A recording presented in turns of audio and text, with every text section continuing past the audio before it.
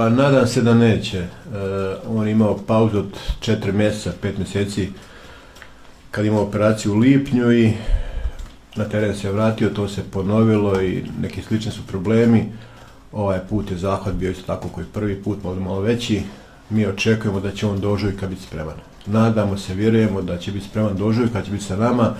Rekao sam, igrač koji mi jako puno znači i bilo bi velika šteta da nemamo Mateja Kovačića i ja čvrsto vjerujem da će biti za svjetsko prvenstvo spreman, ali evo, još više sam nekako željan da dođe već u ožujku.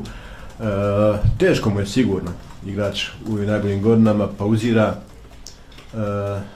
za operaciju odlučio u 6. mjesecu, mislio da bi se u redu, na kraju se ponovi ista stvar, to djeluje na njega sigurno i psihički i teško je, ali Mateo je borac, evo, nadam se da će on to sve skupa prebroditi.